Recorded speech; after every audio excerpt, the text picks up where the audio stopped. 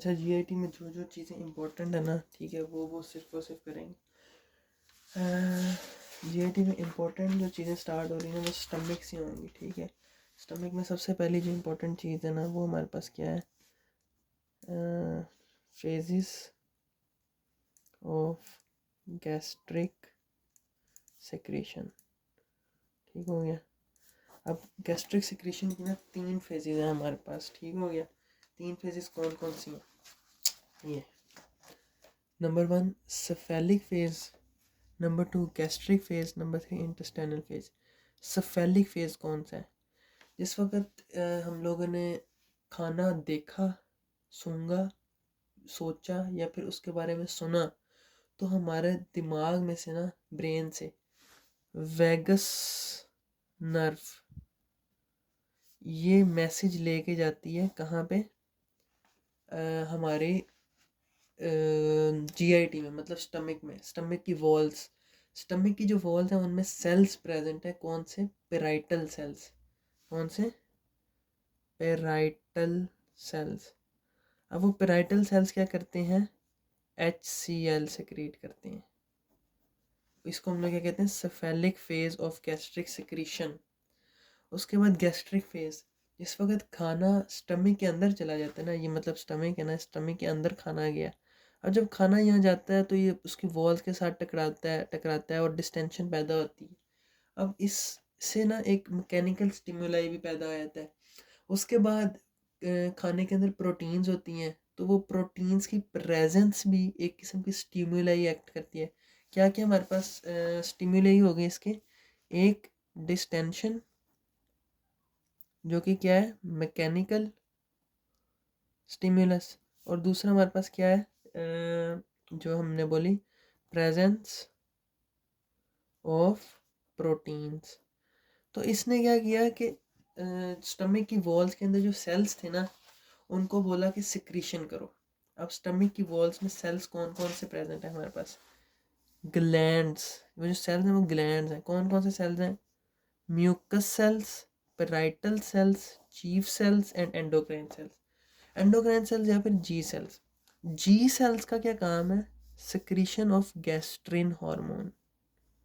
Secretion of gastrin hormone किसका काम है? जी सेल्स। अब ये जो गैस्ट्रिन है ना, ये जाती है कहाँ पे? चीफ सेल और पेराइटल सेल। चीफ सेल और पेराइटल सेल। और जाके क्या कहती है कि अपनी सिक्रीशन करो। पेराइटल सेल ने क्या सिक्रीट करना है? HCl। और चीफ सेल ने क्या सिक्रीट करना है? पेप्सिनोजिन। ठीक है, पेप्सिनोजिन बहुत इंपॉर्टेंट है। क्यों? पेप्सिनोजिन जो है ये किस में कन्वर्ट होता है? पेप्सिन में, in the presence of HCl। और जिस वक्त ये पेप्सिन बनता है हमारे पास, तो ये पेप्सिन क्या करता है हमारे पास? Break down of proteins. तो ये किसका काम हो गया हमारे पास? पेप्सिनोजिन का। ठीक है, गैस्ट्रिन ने क्या किया? इन दोनों की सिक्रीशन करवाई और इन्होंने ही काम कर दिया। ठीक हो गया, ये हमारे पास क्या हो गया? Gastric phase. अब थर्ड फेज है intestinal phase, the phase in which gastric secretion is stimulated under certain circumstances by the induction of food into the upper portion of small intestine, जो कि क्या है? ड्यूडेनम। खाना अब स्टमक से, खाना अब यहाँ स्टमक से किधर चला गया? Small intestine. अब स्मॉल इंटेस्टाइन के सेल्स जो उसकी वॉल्स में प्रेजेंट हैं, वो क्या सिक्रीट करेंगे? Different hormones like cholecystokinin. अब वो हार्मोन्स जो है ना, वो ब्लड के थ्रू, किसके थ्रू? ब्लड के थ्रू किधर जाएंगे? स्टमक की वॉल्स में। और जाके क्या कहेंगे कि भाई सिक्रीशन करो। मतलब कि अब खाना जा चुका है स्मॉल इंटेस्टाइन में, लेकिन उसके हार्मोन्स ब्लड के थ्रू जा रहे हैं और जाके कह रहे हैं सिक्रीशन करो। किनको कह रहे हैं? पेराइटल सेल्स और चीफ सेल्स को। तो ये थर्ड फेज हो गया, इंटेस्टाइनल फेज। ठीक हो गया। इसके बाद जो हमारी इंपॉर्टेंट चीज़ है वो है पेराइटल सेल्स की सिक्रीशन। पेराइटल सेल्स ने क्या सिक्रीट किया था हमारे पास? HCl। तो ये किस तरह सिक्रीट किया, हाउ इट सिक्रीट्स HCl, ये हम लोग डिस्कस करेंगे अब। ठीक है, ठीक हो गया जी। लेट्स सपोज ये मेरे पास क्या है? Parietal cell. ठीक है, कहाँ पे प्रेजेंट है ये? स्टमक की वॉल्स के अंदर। मतलब कि ये अगर मेरा स्टमक है ना, ये स्टमक, तो समझो यहाँ पे ये पैराइटल सेल मौजूद है, ठीक है। अब पैराइटल सेल के इस तरफ क्या है हमारे पास, ल्यूमन, ठीक है ना। ये खाली जगह जो होती है ना, एम्प्टी स्पेस, इसको क्या कहते हैं, ल्यूमन। तो ये मैंने लिख दिया, ये ल्यूमन। और एक तरफ हमारे पास क्या है, ब्लड सप्लाई। यहाँ पे क्या है हमारे पास, ब्लड सप्लाई। तो यहाँ मैंने लिख दिया, ये क्या है, ब्लड। अब पैराइटल सेल है, ठीक है। पैराइटल सेल के अंदर क्या है, रेस्पिरेशन, उसके नतीजे में क्या बनता है हमारे पास, CO2 एंड H2O, ठीक है ना। अब ये दोनों आपस में मिलते हैं और क्या बना देते हैं, H2CO3। H2CO3 जो है ना, ये फ़ौरन डिसोसिएट हो जाता है H+ और HCO3- में। तो अब हमारे पास यहाँ क्या आ गया, H+ और HCO3-। अब इसके अंदर स्पेशल पंप्स मौजूद होते हैं। क्या चीज़, पंप्स, जिनको हम क्या कहते हैं, प्रोटोन पंप्स। ये प्रोटोन पंप्स क्या करते हैं, इस प्रोटोन को, जो कि ये H+ प्रोटोन होता है ना, इसको पंप कर देते हैं ल्यूमन के अंदर। मतलब कि एम्प्टी स्पेस जो हमारे स्टमक के अंदर दरमियान में जहाँ खाना पड़ा हुआ है, ठीक है ना, जैसे फुटबॉल के दरमियान जो खाली जगह है वो। और हमारी ब्लड के अंदर क्या होगा, सॉल्ट्स मौजूद हैं, लाइक NaCl। NaCl डिसोसिएट हो जाता है सोडियम प्लस और क्लोरीन माइनस में, ठीक है। अब ये जो क्लोरीन है ना, इसको हम सेल के अंदर ले आएंगे, और ये जो बाइकार्बोनेट आयन बना था हमारा, इसको हम लोग यहाँ ले जाएंगे ब्लड के अंदर। हम लोगों ने क्या किया कि एक जो क्लोरीन, जो HCO3- था, इसको हम लोगों ने सेल से ब्लड में डाल दिया, और ब्लड से हम लोगों ने Cl- को सेल में डाल दिया। तो इस प्रोसेस को हम लोगों ने नाम दे दिया क्लोराइड शिफ्ट का, ठीक है। अब हमारे पास सेल के अंदर क्या चला गया, क्लोरीन, ठीक है। और यहाँ पे क्या आ गया, HCO3- सोडियम के साथ मिल के बना देगा NaHCO3। और यहाँ पे क्लोरीन को हम लोग पंप कर देंगे ल्यूमन के अंदर। अब ल्यूमन के अंदर क्या आ गया, क्लोरीन, पहले क्या मौजूद था, हाइड्रोजन। अब ये दोनों आपस में मिलके क्या बना देंगे, HCl, ठीक हो गया। उसके बाद सिक्रीशन है हमारे पास किसकी, पेप्सिनोजिन की, जो कि कौन करते हैं, चीफ सेल, ठीक है। ये मतलब सिंपल है, चीफ सेल्स, उसने पेप्सिनोजिन बनाई, पेप्सिनोजिन सिक्रेट की, HCl के साथ मिली, पेप्सिन बन गया, सिंपल इज दैट। अच्छा, इसके बाद हमारे पास जो थर्ड इम्पोर्टेंट चीज़ है वो कौन सी है, सिक्रीशन ऑफ पेंक्रियास, ठीक है। पेंक्रियास क्या चीज़ है हमारे पास, पेंक्रियास मौजूद कहाँ पे है, ये हमारा स्टमक है ना, स्टमक के बिल्कुल नीचे, ड्यूडेनम के, ये ड्यूडेनम है, ड्यूडेनम के बिल्कुल साथ हमारे पास क्या मौजूद है, पेंक्रियास, ठीक है। अब पेंक्रियास की जो एनाटॉमी एक किस्म की है, मेन डक्ट, जिसको हम लोग क्या कहते हैं, वेरसंग डक्ट, ठीक हो गया। उसके बाद एसेसरी डक्ट, जिसको हम लोग कहते हैं सेंटोरिनीस डक्ट, इतना इंपॉर्टेंट नहीं है, असल से इम्पोर्टेंट है इसकी सेक्रीशन। अच्छा, इसकी स्ट्रक्चर किस तरह होता है, पेंक्रियास तो ये है ना, अब ये इसकी जो मेन डक्ट है ना, ये समझो ये मेन डक्ट है, ठीक है। ये पेंक्रियास है पूरा, यहाँ पे इस तरह करके क्या है, ड्यूडेनम, ठीक है। यहाँ पे ओपनिंग है, जिसे हम लोग कहते हैं एम्प्यूला ऑफ वेट्री, या फिर एम्प्यूला ऑफ वेटर, ठीक है, इसको ओपनिंग है। तो ये हमारी मेन डक्ट होगी। अब मेन डक्ट के साथ स्ट्रक्चर मौजूद होते हैं, जिनको हम लोग क्या कहते हैं, एसिनी। एसिनी क्या है, ये स्ट्रक्चर, इस तरह का स्ट्रक्चर है, ये क्या है हमारे पास, एसिनी। और इस तरह के काफ़ी ज़्यादा एसिनी मिले होते हैं इसके अंदर, पेंक्रियाज के अंदर काफ़ी ज़्यादा, देखें 1 2 3 4 अनगिनत इस तरह के एसिनी मौजूद है। इसमें से मैंने एक एसिनी को उठाया और उसको अब मैं क्या करूँगा, बड़ा, ठीक है। अब मैंने एक एसिनी को उठा के बड़ा कर देना, ठीक है। अब इस एसिनी की वॉल्स के अंदर, इसकी वॉल्स के अंदर क्या मौजूद है? सेल्स। ठीक हो गया इस तरह से।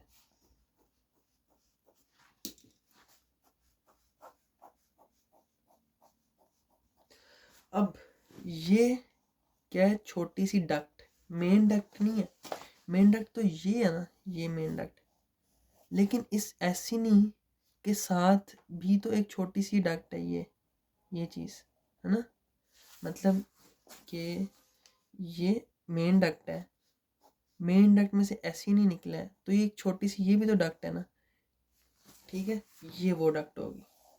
ठीक है, अब हम लोग इसको यहाँ से ऐसे करके ना डिवाइड कर देते हैं, और हम कहते हैं ये जो सेल्स हैं ये हैं एसिनार सेल्स। कौन से सेल्स? Acinar sales. और ये जो सेल्स हैं ये कौन से हैं?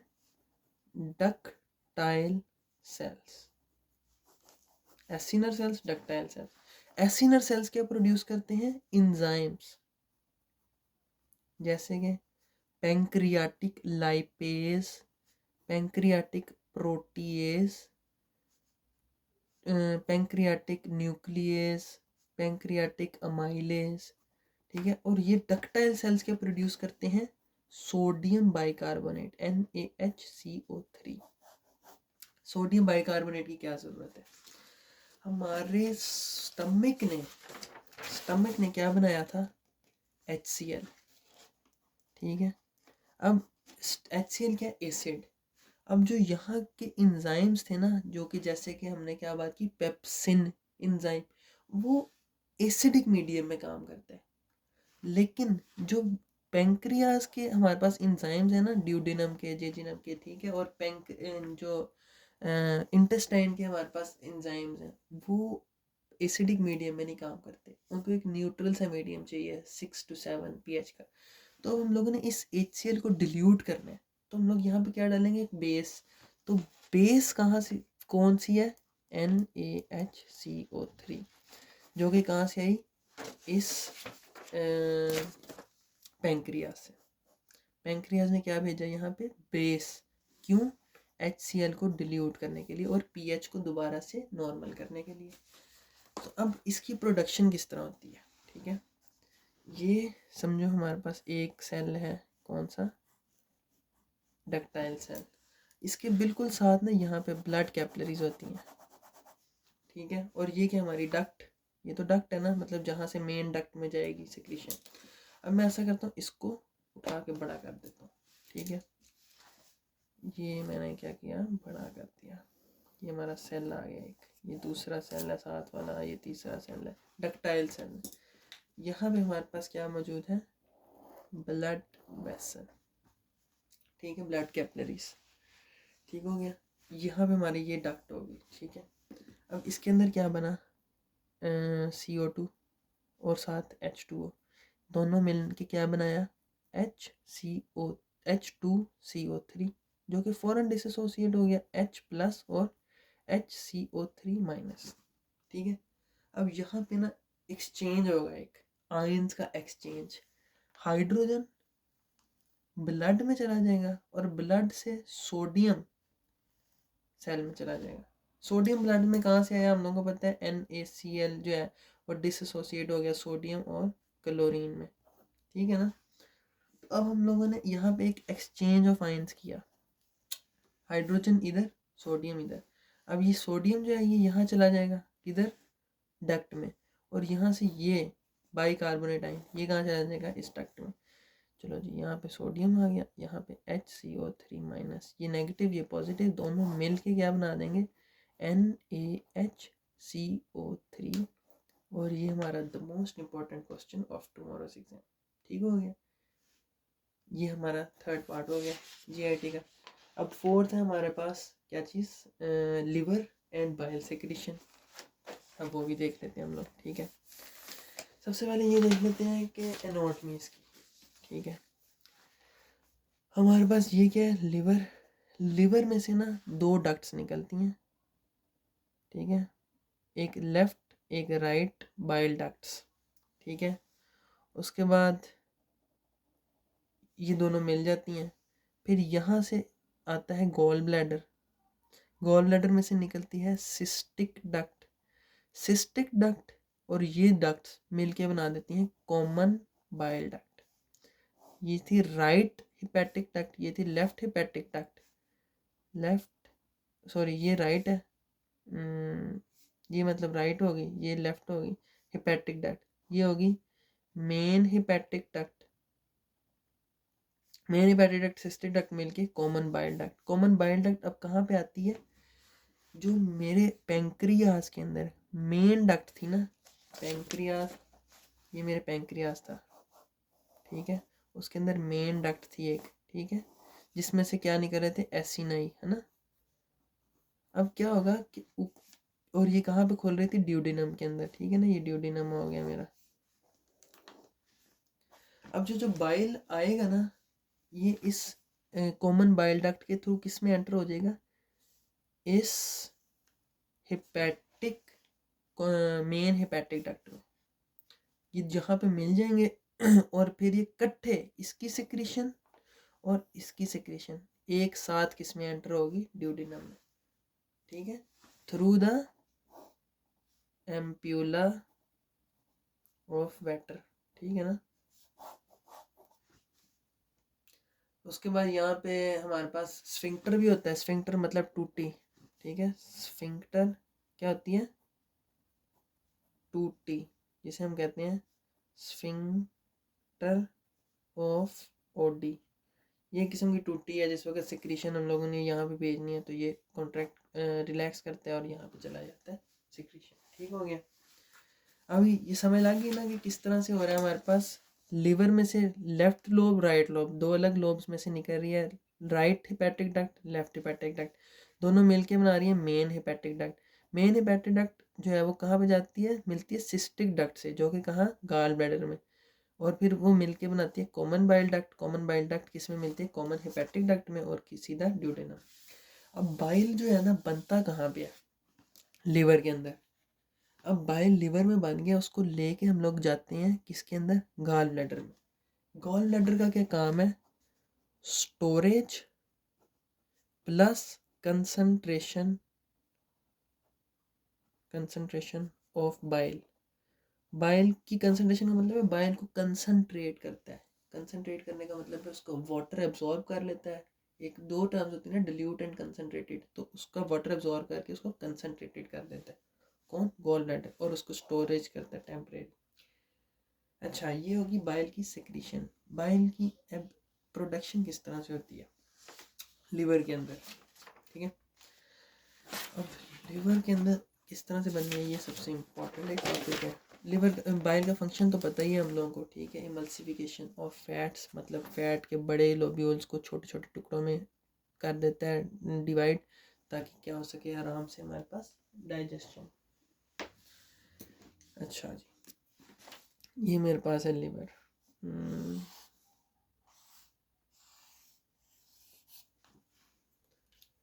अब लिवर को ना, लिवर के अंदर हमारे पास अगर हम लोग उसको माइक्रोस्कोपिकली देखें तो इस तरह के ना स्ट्रक्चर्स मौजूद होते हैं इसके अंदर, आपस में इस तरह करके ना सारे इस तरह के स्ट्रक्चर्स,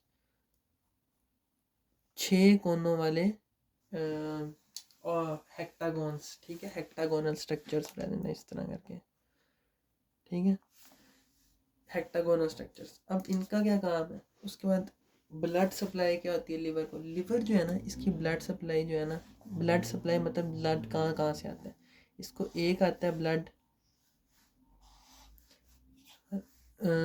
ऑक्सीजनेटेड और एक आता है डीऑक्सीजनेटेड, ठीक है, दो किस्म का ब्लड आता है। जो ऑक्सीजनेटेड ब्लड है ना, उसको हम लोग क्या, उस वेन को हम लोग क्या कहते हैं, डीऑक्सीजनेटेड, सॉरी, डीऑक्सीजनेटेड ब्लड आता है हमारे पास पोर्टल वेन से। ये कहाँ से आता है, पूरी हमारी जो होती है ना जीआईटी, ठीक है, सारे मतलब स्टमक, पेंक्रियास, स्प्लीन, इन सब से खून हो कि गंदा खून यहाँ पे आता है, किस लिए, सफाई के लिए। ये कहाँ पे, पोर्टल वेन में, पोर्टल वेन के थ्रू। और साफ़ सुथरा ब्लड ऑक्सीजनेटेड, जिसने कि इसको लिवर को ऑक्सीजन प्रोवाइड करनी है इसके सेल्स को, वो आता है हिपैटिक आर्टरी के थ्रू।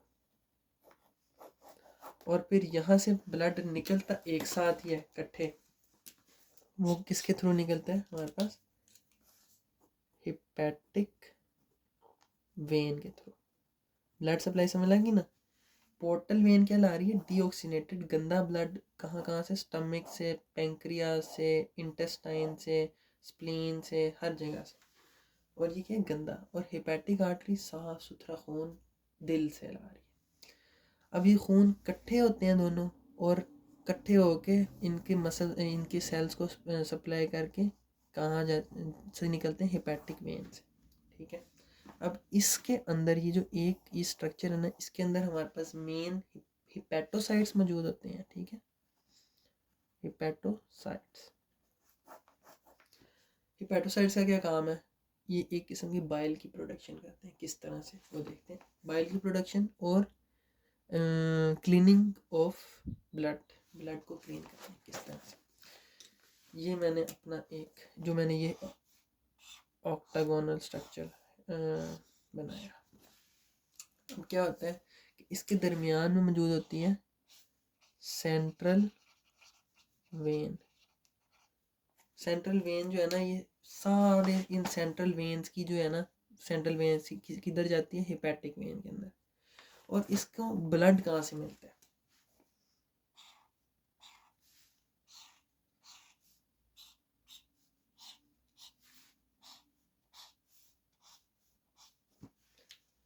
यहाँ पे हमारे पास मौजूद होती हैं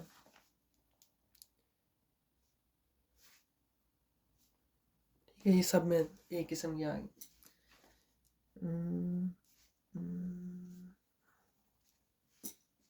और क्या,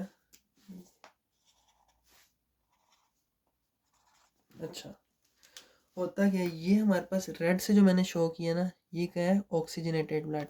कौन लेके आया oxygenated blood, hepatic artery. Hepatic artery जो है वो किस में डिवाइड हो जाती है, आर्टीरियोल्स में। ठीक है ना, तो ये डिवाइड होती होती है एक किस्म की, यहाँ पे पहुँच गई। ठीक है, उसके बाद साथ हमारे पास मौजूद है पोर्टल वेन्यूल। ठीक है, ये कौन सा डी ऑक्सीजनेटेड ब्लड लेके आई है। साथ हमारे पास मौजूद होती है बाइल डक्ट, बाइल डक्ट्यूल सॉरी।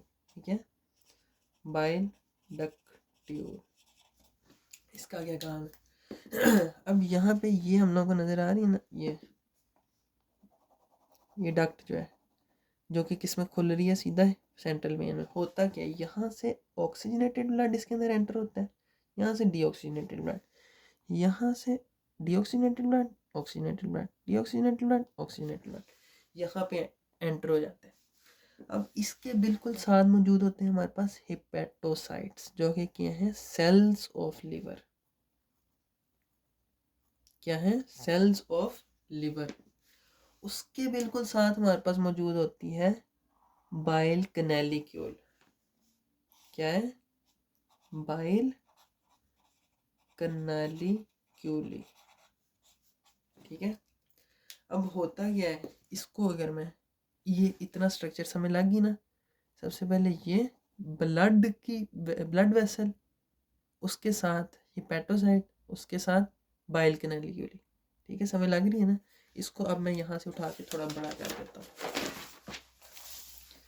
ये आ गया हमारे पास ब्लड सप्लाई, जो कि कहाँ से आ रही थी, हिपैटिक आर्टरी और पोर्टल वेन्यूल से। ठीक है, यहाँ से इधर, यहाँ से है। उसके साथ मैं बना देता हूँ हमारे हिपैटोसाइट्स, और उसके साथ हम बना देते हैं अपनी बाइल कैनालिक्यूल, CANALICULE, बाइल कैनालिक्यूल, जो कि किस में एंटर होगी, बाइल डक्ट्यूल में। और सारी ये बाइल डक्ट्यूल्स मिलके क्या बनाएंगी, बाइल राइट वाली साइड पे राइट हिपैटिक डक्ट और लेफ्ट वाली साइड पे लेफ्ट हिपैटिक डक्ट, जो कि मैंने मतलब एनाटॉमी जो पहले समझाई कि लेफ्ट हिपैटिक डक्ट फिर राइट हिपैटिक डक्ट जो मिलती हैं। ठीक है ना, अच्छा, अब यहाँ पे होता क्या, अब हमारे पास ना यहाँ पे फिल्ट्रेशन होती है ब्लड की। किस तरह से फिल्ट्रेशन होगी, ब्लड के अंदर क्या मौजूद है हमारे पास, आरबीसीज। आरबीसीज आरबीसीज में क्या मौजूद है, हीमोग्लोबिन। हीमोग्लोबिन में क्या मौजूद है, हीम। अब जिस वक्त 120 दिन का हो जाता है ना रेड ब्लड सेल, 120 डेज का, तो इसकी मुद्दत ख़त्म हो जाती है, अब इसने मरना है। तो यहाँ पे हमारे पास मौजूद होते हैं स्पेशल सेल्स, जिनको हम कहते हैं कपफर सेल्स। क्या कहते हैं, कपफर सेल्स। वो कपफर सेल्स क्या करते हैं, इसको तोड़ते हैं रेड ब्लड सेल को। ये टूटता है तो क्या टूटता है, हीमोग्लोबिन। हीमोग्लोबिन टूटता है तो क्या टूटता है, हीम। अब जब हीम टूटता है ना, तो ये क्या बनाता है हमारे पास, बिलीरुबिन। अब यहाँ पे हमारे पास समझो ये टूटा, ये बन गया, ये टूटा, ये बन गया। यहाँ पे अब हमारे पास क्या है, बिलीरुबिन। अब ये जो हिपेटोसाइट्स हैं यहाँ पे क्या है, हिपेटोसाइट्स। ये क्या करेंगे, इस बिलीरुबिन को यहाँ से लेके यहाँ पे दे देंगे। यहाँ से लिया यहाँ दे दिया, यहाँ से लिया यहाँ दे दिया, यहाँ से लिया यहाँ दे दिया। और भी यहाँ पे कुछ गंद, टॉक्सिक शॉक्सिक मटेरियल्स मौजूद हैं, उसको भी क्या किया, यहाँ से लिया यहाँ दे दिया, यहाँ से लिया यहाँ दे दिया। यहाँ पे हमारे पास क्या है, बाइल बन रहा है।